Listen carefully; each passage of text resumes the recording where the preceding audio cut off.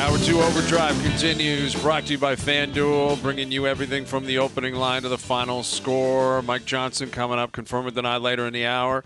A reminder, we're out of here at 6 o'clock for Canada-Peru, Copa America. Big match. Must tie, if not win tonight, if you want to keep the dream alive. I'm feeling good about our boys tonight. I am. I'm feeling very good. Yeah? Very good. So we'll get to our best bets a little bit later on. Jay's back in action after another heartbreaker last night. Luckily for them, no one was watching, but if you're tracking the box score, it was a blown 4-run lead in the 8th. And then once it got to the 9th, you're like, there's no way they're winning this ball game. Like, I'll be honest, I looked at 6-2. I took a peek, and it was 6-2. I'm like, Vladdy's hit a monster. They've won. And then no. And then that wasn't the case, put it that way. Yeah, like Mays is struggling. Nate Pearson's still a part of this club somehow, and he got torched last night. And it's not a good scene, man. There's no other way of sugarcoating it, describing it. They're 8 games under 500. They've lost 7 games in a row. Bichette is back, though. He's been activated off the IL. He will lead off tonight.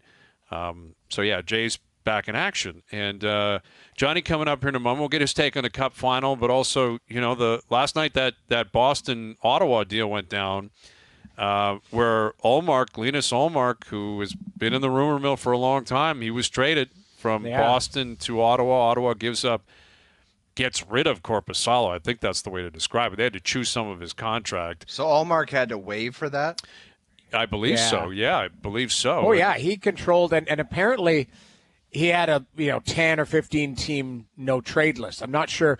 I don't think Ottawa was not on it. Mm-hmm. So that's what's interesting. But I think there's more coming down the pike. Like, I don't know. Again, I haven't spoken to, and I'm swear to God, I haven't spoken to anybody in Ottawa in a bit. But it wouldn't surprise me if there's an extension. I think you're allowed to extend him July 1st. It would surprise me if there's an extension involved. Me neither. I think this is a wink, wink, nudge, nudge. We'll wave, get the deal done, and let's lock it in. And, Korpisalo goes the other way, a first-round pick. Kastelik, who's, good, pretty big. Fourth line guy, though. Like, it's not, he's not a huge prospect, but he's a guy that might play in Boston. They might like him because he's pretty tough. But I think, you bring in Ullmark, that's an upgrade, Vezina winner. I think it's a good play by Ottawa. I don't think you can spin it negatively if you're Ottawa. The only thing I would say is that it can't just be the goalie, right? Like when they signed Matt Murray, it's like, all right, we got our guy. That's our guy. We're good. No. We got Korpisalo. Like Ullmark is very good, and he's an improvement.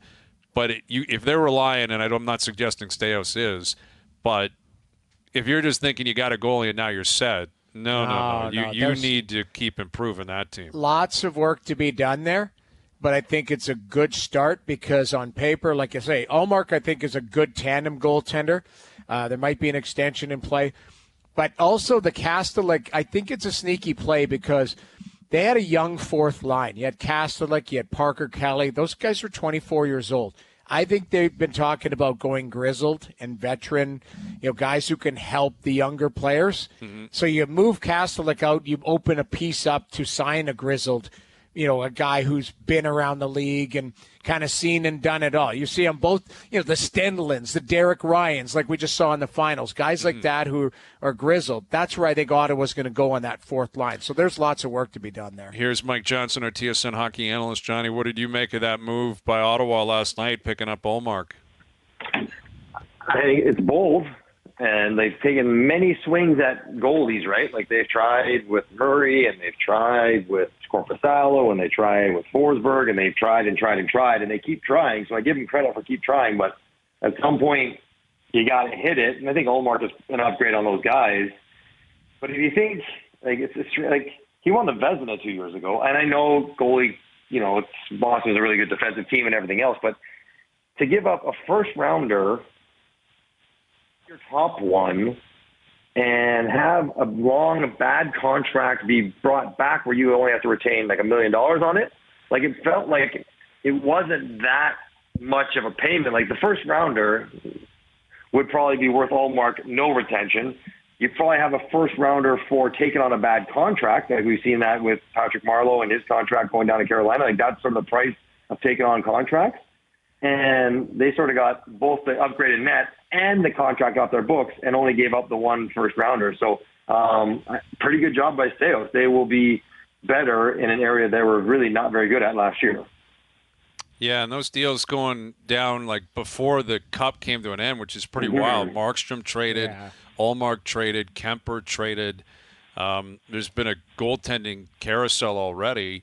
And, we'll get to the Cup final in just a moment, Johnny, but you've been traveling with the Cup, and all the media is down there. All the big boys are down there. Now the whole league is going to come together in Vegas.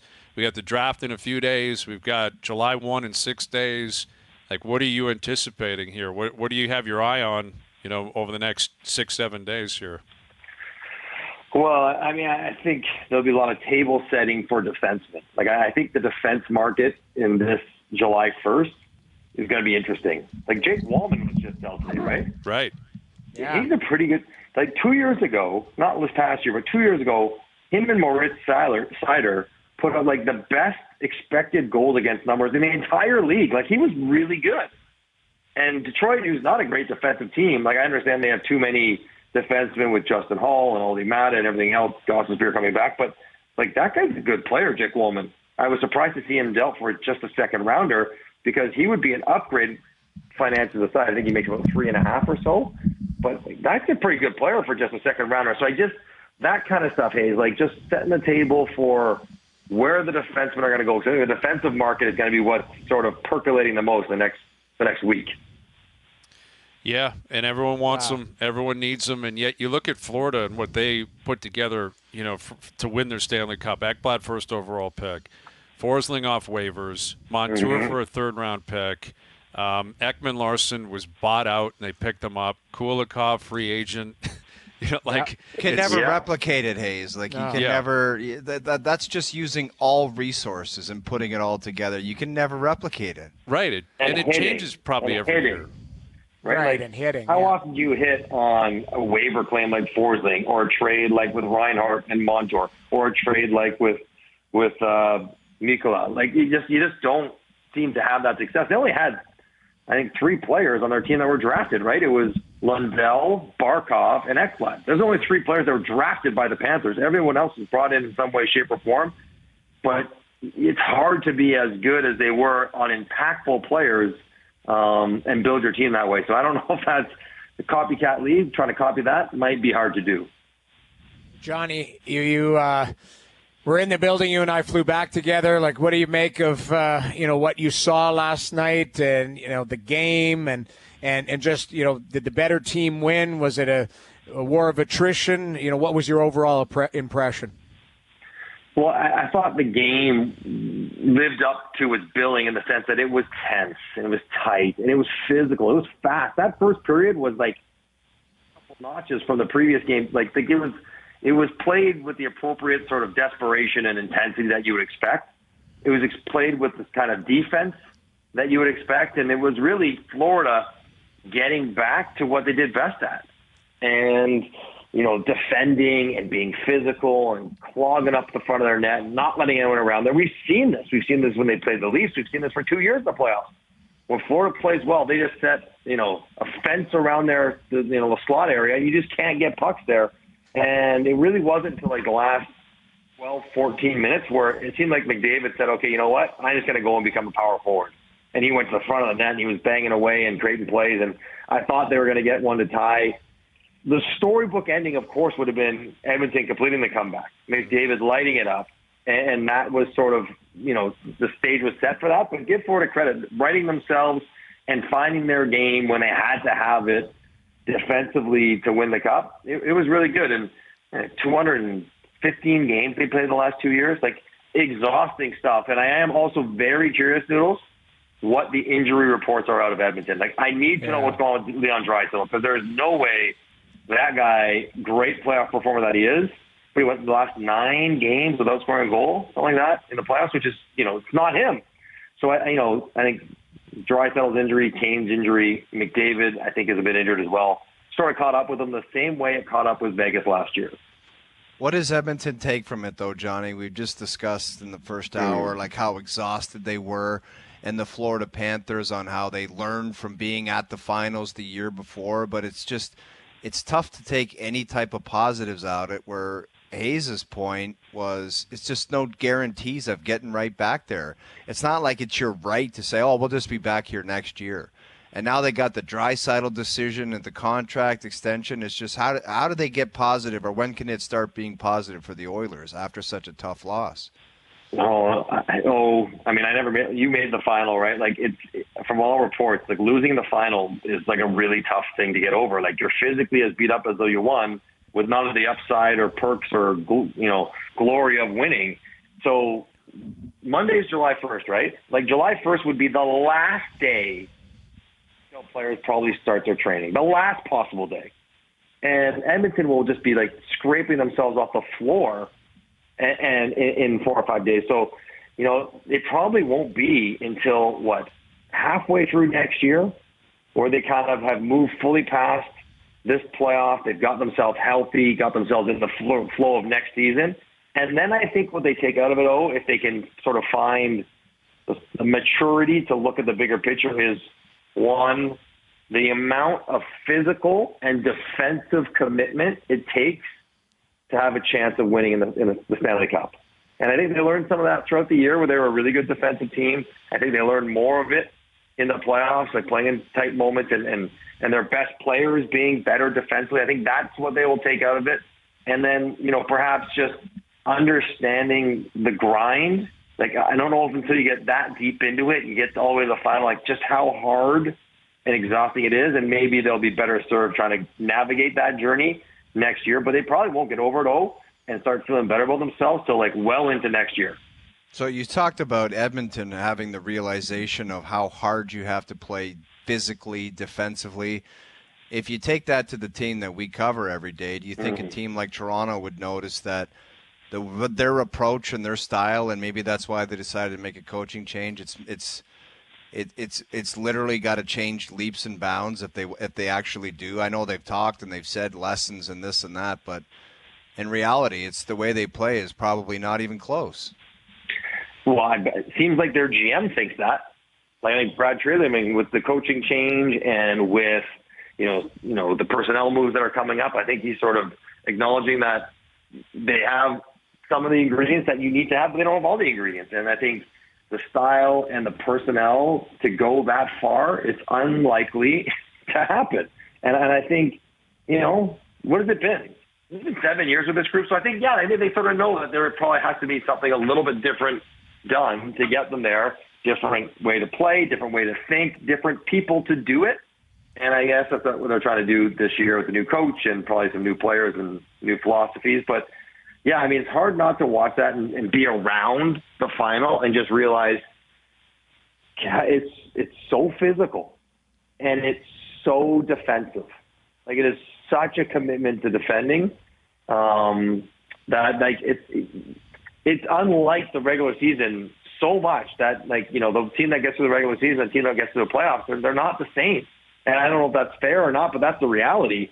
And if you're a good team in the regular season, you have to know that same exact formula will not work in the playoffs. And Paul Maurice talked about it, right? He went to Florida. They won the President's Trophy before he went there. And they're like, no, that won't work in the playoffs. And they make big changes, and it worked out. I think understanding that won't work in the playoffs is an important step to take. Yeah, and again, that's the difference between the Oilers and using the Leafs or using Ottawa or whoever else. Edmonton actually lived it. They actually saw it. They actually did it. They were actually there. I don't know if these other teams or these other players, what you can take of it from watching it on TV. That's the GM to figure that out, put the right people in place. But yeah, we'll see, because coming up, things are going to happen here. We're going to get an answer on Steven Stamkos soon. Patrick Kane is out there quickly, man. Yeah, exactly. Like we were saying, there's a chance Reinhart and Montour played their last game ever as a Florida Panther last night, and maybe they knew it. And not only did they win, but they also realized that's it. We're packing our bags. We're out of here. Listen, Reinhart talked about it right after the game. He's like, listen, I love these guys, but we know the group's not going to be together next year. And maybe not talking about himself, but I think Montour certainly will be gone given the salary he might command. Although he didn't have the best playoffs, so, you know, you always get leery, like recency bias. He was so great 2 years ago as a guy the Leafs might be interested in. You know, that you're like, I don't know, you're going to give that guy 6-7 years coming off what he just did. But you're right, a lot will be happening in the next week. So we'll see how it all shakes out. But it's it's going to be a fascinating quick turnaround between the draft going right away and you know, extensions to be had. But maybe one of the lessons the Leafs could learn is that Edmonton was a little bit like Toronto, right? Largely offensive driven, largely star driven. No superstars in net or on defense, although Bouchard sort of became one and Ekholm is really, really good. But like Edmonton grew and changed. Like they changed the way they played with the same star, those same two stars, and Hyman and Nuge. But they did make that adjustment with some of the same personnel. Maybe Toronto could do that as well with the same high-end personnel, but also change sort of the way that they approach it. Johnny, what do you make of all the moves so far? And even, you know, you got Ottawa and you got some of these goaltenders that have moved. You know, do you feel like defensemen are next, you know, with free agency? And you just talked about Montour and stuff. Like, you know, it's rumored Chris Tanev and what's going on with him potentially in Dallas. Like, what do you make of it? Is it going to shift into focus on defense, or, you know, are we just going to talk about the Reinhardts and Stamkos and Patrick Kane, the offensive guys? No, I don't think so. First of all, I love that the goalie market sort of like heated up quickly, and no one saw the Kemper thing. Like, I think that's like fascinating stuff. You're like, okay, and the Markstrom one finally came together. And if Jersey gets healthy, I know Kiefer's there, but like Jersey's got a good team. Like if Markstrom plays well, they're going to have a good team. Yeah. So, you know, I think the goalie carousel has sort of stopped, and with the rumored Joseph Woll extension. Yeah. Sort of tells you that the Leafs are absolutely not going to get another starter, right? They're going to pay him a bit more because they anticipate him having a really good year this year because he's going to play 50 games on a good team. So, you know, I don't know how many more stops there are in the carousel. Maybe Utah might be in for a goalie, but I think the goalie market has sort of fleshed itself out right now. But the D1 to me is really fascinating because, you know, I think the guys down in Carolina, Pesce, Shea, Tanev for sure, Montour, Matt Roy, like these are all guys, Zadorov, these are all guys that in high demand around the league, and the Leafs will be after 1, 2 of them likely, and just, you know, how hot that market might be for defense, and I imagine it's going to be pretty brisk for those guys. Yeah, I mean the Leafs. Well, Hayes. Yeah. Did you see what Dylan DeMello got today? Yes. Did you see that contract? Yeah. And I'm giving, you know, good for Dylan DeMello. Awesome, delighted for him. He is a no frills, complimentary, can play with top four guys, but probably not a top four guy himself. And I'm not trying to disparage him. He just got a $20 million contract. So happy for him. But if DeMello gets $5 per on a 4-year deal when he is what? He's 30 years old, 31. Like, what are those other guys who are better than him going to get? Like, it's going to get expensive quickly for the defenseman. Yeah, this is where, again, it always comes down to the math equation. We have these conversations all the time. Yeah. You got to get lucky with contracts. You know, that's what the Leafs are trying to do here with Wall. They're hoping he develops into a stud, like a true number one that should make $8 million that's getting paid $4 million. You know, and what is the actual? Is it been announced? It hasn't been announced. It's not done yet. But it's Weeks rumored to be. Well, Kevin Weeks report. I mean, Weeks is connected. It's not like can't be done till July 1st. Anyway, right. So officially. That's probably a part of the issue as well. I guess is that nothing can be announced. But a 3-year extension, 3.5 to $4 million. But yeah, that's a great point. Like if kind of depth defensemen are getting that kind of money, then there's still only so much that can go around. Like we always say, well, the cap's going up, great. It's still a finite number. Like there's no flexibility. Once you've spent your money, you're done. You're out. Done. Well, let me throw one in there, and MJ, I want you to weigh in on it too. The DeMello one, is that deceiving because you got to pay the Winnipeg tax? I mean, does Dylan DeMello get warranted the tax bump? Yeah, like is he going to threaten you? Is he going to threaten you leaving? You'd be like, see you later. Listen, I say it in certain markets. if a guy wants to commit to stay there, like there is, not every market is the sexiest market. Like that's the only 100%. thing I'm right. Agreement, like 100%. Of course you're right. Like all Canadian markets virtually have to overpay a little bit. Maybe Vancouver doesn't, maybe Toronto doesn't, but everyone else does. Right. But Dylan DeMello, like he's 31 years old, getting offered a 4-year deal. Like would he have had $18 million somewhere else? Maybe. I don't know, but like that's a tough spot if you got to pay. It's one thing to pay whoever, Mark Scheifele, whoever your best player is, to stay there. Hellebuck, you got to pay a little bit more to get up there, but. The other guys, like, just give them the term, and I can't imagine the dollar should be much higher. But maybe you're right, Noodles. I don't know. I just saw that. I'm like, good on Dylan. I've been around him. Good dude. He's 31 years old. You're going to give that guy a 4-year deal till he's 35. Tells you a lot about where they think the market's going. Right. Well, and at a minimum, you'd think you'd call his bluff for like 5 more days. It's July 25th. You know what I mean? Like, hey, I'll wait until 11:59, July 1. All right, you got it. If you're not willing to budge, but like, this is proactive. This is getting work done like before you even get to Vegas for the draft. I mean, I don't know what that says about the rest of the market. It probably says a guy like Montour would be expecting double that, I would think. What's Pesci looking for? You don't think he's looking for $8 million? No. You don't think he's looking for 8? DeMello's making 5. So okay, maybe not 10. Okay, fine. Yeah, fine. So but you don't think he's looking for $8 million, Montour? I would guess 8. He is. Yeah, no, 8 is. I think he's looking probably 7.5 to 8.5. Yeah, I think he would be there. Pesci would be a little bit lower. Slavin, if he gets an extension done, will be around that number. What's Tanev getting at 35 years old? Like, what does that contract look like? Okay, well, straight off, would you give Tanev a 4-year, $20 million contract? Or would you rather have DeMello, who's 3 years old, 3 years younger? I'd probably still take Tanev, but it's a gamble. So would I. Because of his age, I would still take Tanev. So you're like, Tanev, I think, as everyone would say, is a better defender than Dylan DeMello. So he's going to get 4 years, 24. Yeah, but how many games is he going to play is the question. You're hoping he plays, 65 a year and all of them in the playoffs? You hope? Yeah. Right. Yeah, that's what you're doing with Tanev. That's the playoff player we're talking about here. A guy with size, a guy that sells out, a guy that's physical. He plays well against quality opponents. What about the unique, like Zadorov, like that? Somebody's going to overpay for him. He is going to be fascinating. That's the better one. Because his agent has been barking. You better get 6 sheets ready for that. But because you got to be careful, because what you might do is go, hey, we're going to pay him a bunch of money, and we're going to miscast him because we think he's a 3 or think he's a 4 when maybe he's a 5, 6. What do you think, Johnny? I'm with you 100%. I love it because I love that he sort of is the foil. He's playing the heel.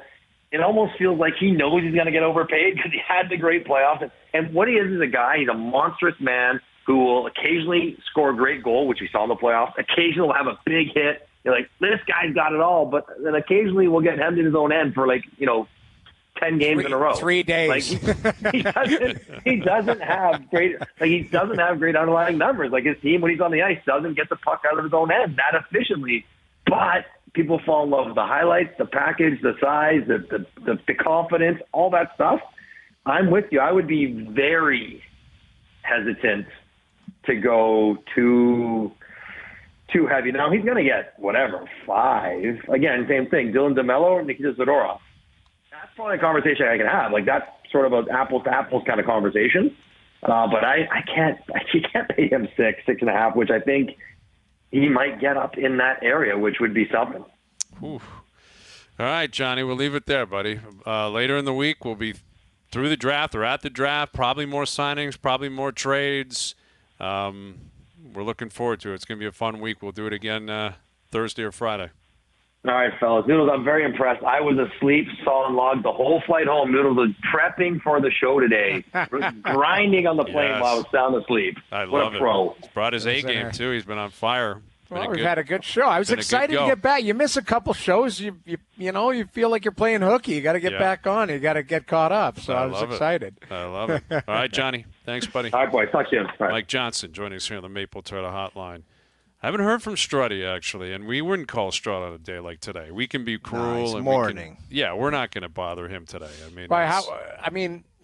He was jacked. I think deep down he thought they were going to win. Well, I think a lot of people thought, there were a lot of people you talked to in the building yesterday going, man, I just don't see Florida. And I had this like pit feeling going, I think Florida can do this. But I was like, do you deny McDavid? Like, you could make a case for both because at some point, I thought Florida would snap out of it, but did Edmonton have the momentum and all of that? But you know what? In the end, like, Florida played a hell of a game. It was a good series. It just didn't seem like they could rebound with what happened the previous three. It's like they had the series, and then it was like they just can't stop this wave from the Edmonton Oilers, and it was like Edmonton all – Struddy and Hayes both said Oilers. Oilers. In the end, I picked Panthers in 7, so I guess I can mic drop on that. It was a we great all pick did. by I me. think we all Great did. pick. Like I picked Panthers I didn't. in 7 I too. said it was going to be old, and I looked like a 5. genius early, didn't You I? really did. 5 or less. 5 or less. But with that said, I'm being facetious. I thought the Oilers would win last night. I really did. I just had a feel. And even when it was 2-1, I'm like, I think they're going to score late. Well, like, it just feels like a storybook, man. They're going to score and put it to overtime. Here's why. And I'm being dead honest, and I'm not trolling, not doing anything. But I thought it was better for everything if Edmonton won. And hear me out on this.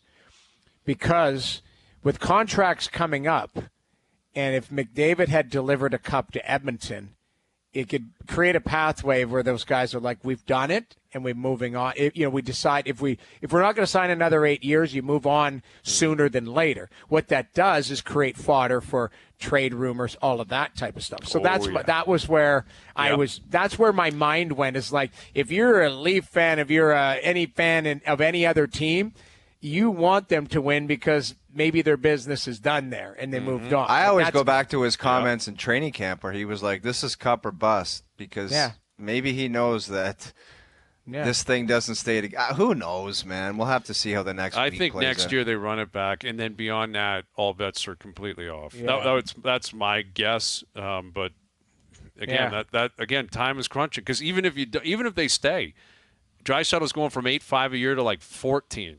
Or 14.5, and then McDavid staying for 16. It's a lot of money tied up in just a few guys. And Bouchard's coming up, and Skinner will have to get paid. And all right, we've got our best bet still to come, and confirm or deny. We'll do that next. I can neither confirm or deny that this is in fact a segment. Boston trades Andrew Raycroft to Toronto in exchange for the rights to Tuukka Rask. It's been my honor and a privilege to serve as the general manager of the Toronto Maple Leafs Hockey Club. It's time for Confirm or Deny. Do you regret giving all those gentlemen the no trades or no movement clauses? Well, I can neither confirm or deny that. I can't confirm or deny. All right, confirm or deny, brought to you by Summit Ford and South Lake Ford Lincoln, where there's no such thing as a no-trade clause. Any make, any model, anytime. Visit summitford.com or southlakeford.com. Here we go. Statements are made. We confirm or we deny them. Confirm or deny. One of the Oilers or the Panthers will be back in the Cup final next season. Ooh.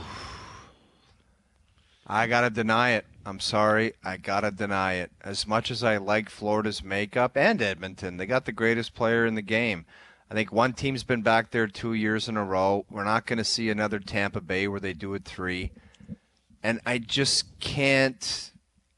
I can't do it. It's too much of an ask, Hazy. I got to deny this, that one of these two teams is going to be back. Yeah, it's tough. Like, it's tough to, Florida to go back. Like, they're going to have a different team. Like, you look at how many unrestricted free agents there are, short training summer, all of that type of stuff. Same thing with Edmonton, short training summer, all of that. It's tough to get back there, man, because, we had Nate McKinnon on, what was that, last week? He's pissed. Like, there's some other guys that are great players that are pissed.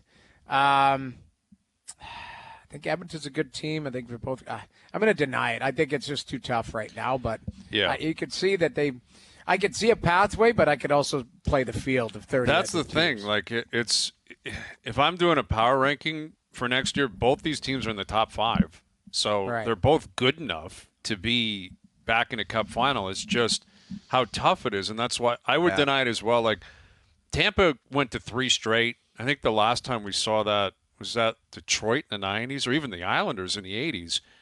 But not to cheapen it, but 2 of those years were COVID bubble weird years. Like just different non-travel strange years. I don't think Florida's getting to a 3rd straight. I just think it's so tough. There's so many things that can go against you. And Edmonton, I think they'll knock on the door. I wouldn't be surprised at all. But, I think Vegas will come back with a vengeance next year. I fully expect that. I think they will be a tough beat next year. I think Dallas will be better based on this year. I think Colorado will be chomping at the bit. Does Vancouver take another step? I just think it's too tough. I do. I think there's turnover all the time for a reason. I'll deny it. Confirm or deny, Connor McDavid's legacy took a hit last night. Absolutely not. You said he was going to end up a top 6 player. He's going to be a top 5 slam dunk.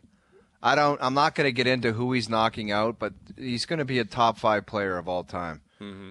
It's nonsense. I don't even care if he wins a cup or not. I know you don't think he needs a cup to push past.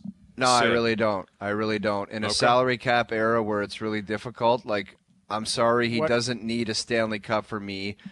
If we're just talking about individual players, he doesn't need the cup for me to be a top 5 player all time. I'm denying it too, because if he ends up getting a gold in Olympic play, now that's at the top there.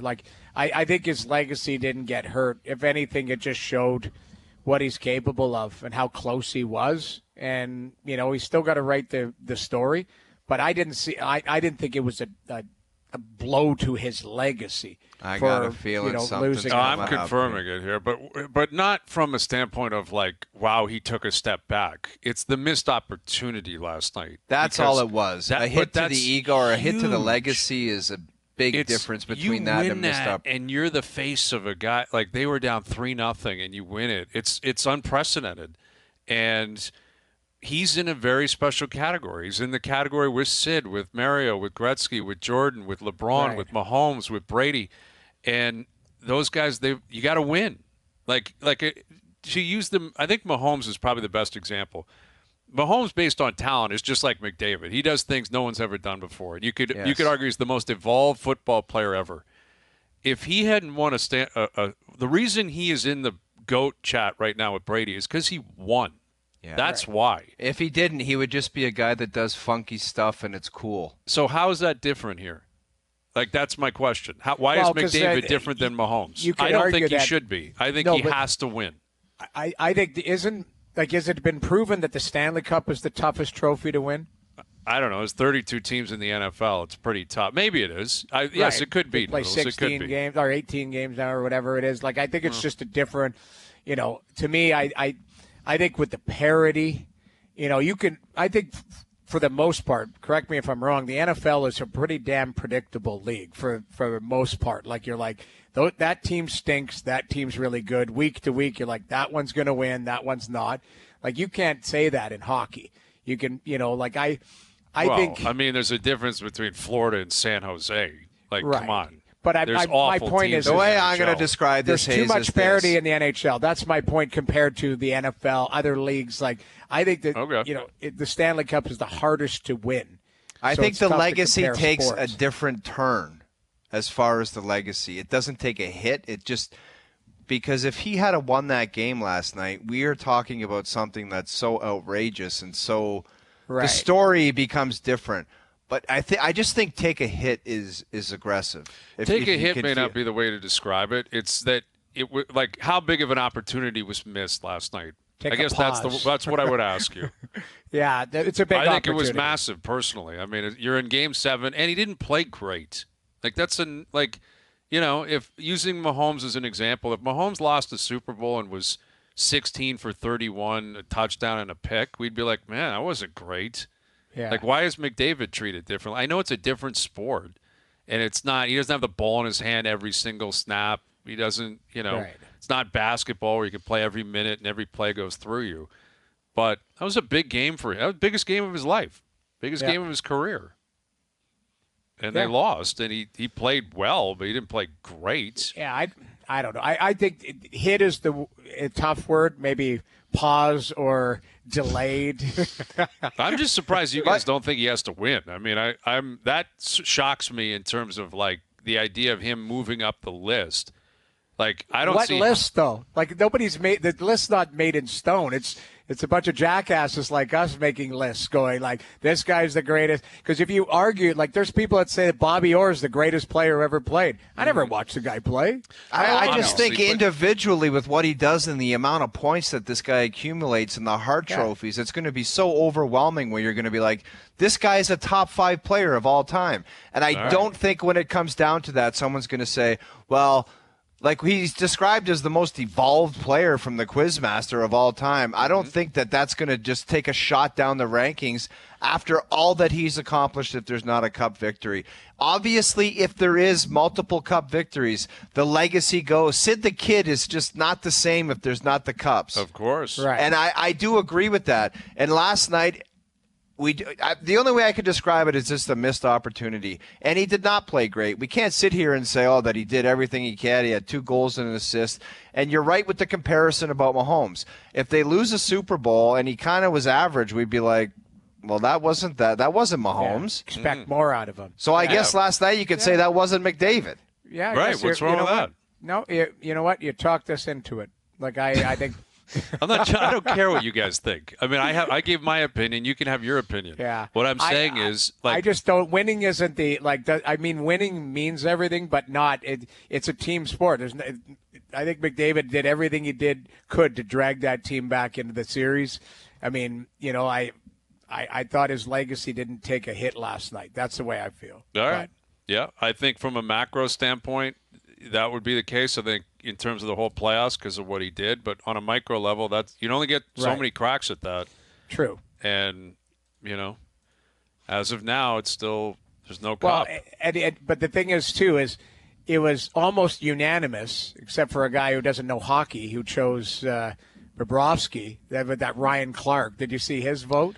I That's didn't the guy see who didn't vote for him. Yeah, it was Ryan Clark who put Bobrovsky. And I think McDavid second or third, Barkov, McDavid, something like that. But listen, Bobrovsky had 2 hands on it after 3 or 4 games. Well, anyways. what became clear is that Game 6, it was determined after Game 5 because McDavid went pointless and shotless in Game 6 and pointless in Game 7, and it had no bearing on the vote. Right. Like it would appear as if the Conn Smythe was determined after Game 5. Like that it was McDavid 100% correct. Because a lot of people threw it out there. He's the guy. It's his. Yeah, and like he didn't improve his case, McDavid, in Game 6 and 7, right? But it was already over at that point. Yeah. All right, moving. We're not going to get any answers here. I get it. We're all testy. You said yes. We said no. It's pretty. There's the answer. I said denied. Yeah, I denied it because I didn't think it hurt his legacy last night. Okay. All right. Here I am thinking cups matter. That's my fault. I'll change my opinion. Well, listen, it's the Andrew Ladd has 3 cups. Andrew Ladd has 3 cups. Yeah, but I'm talking about the greatest of all time, though. Like we're talking a special category. Like this is he's in a short list of the great athletes we've ever seen. Right. And I guess it's Brian because I'm not looking at it as his career as being and it's not over yet. That's the beauty of it. He could that is still the do thing. It. And I hope he does. I think he will. He's going to win a cup at some point. He's too good of a player. Like if it was his last game last night and he still did what he did, it would be like, man, that was a hell of a career, but it's just tough that he didn't win. Up short. Yeah, it's incomplete. He's still building upon it. And again, I'm not a hater of Connor McDavid. Like what more can you say about the guy?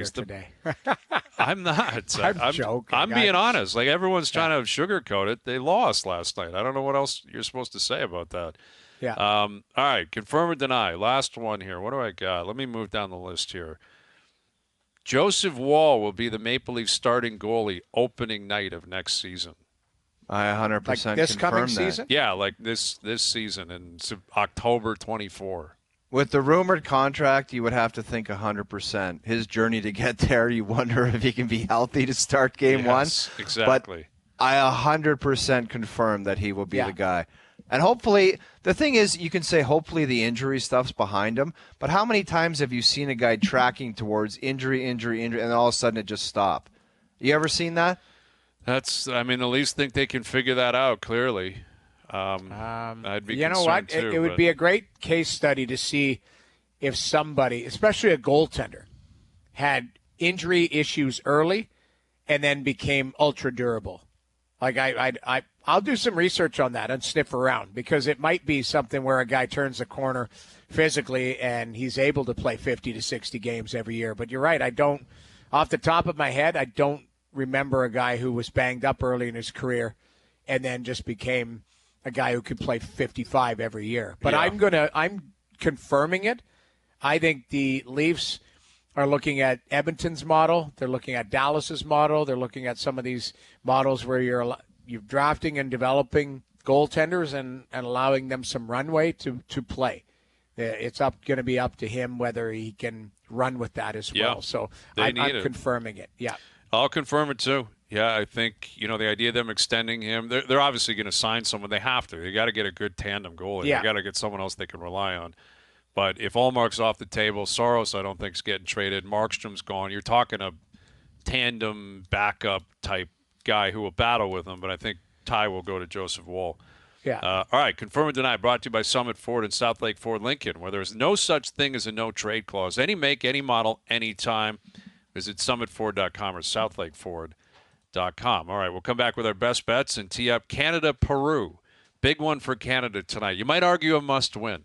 Must-win for the Canadians tonight. Well, they're done so if they don't, right? Well, they got to get at least a draw. Yeah, you got to have at least a tie. So we'll tee that up, and the match is coming up in about 15 minutes. OverDrive continues, TSN 1050 and on the TSN app.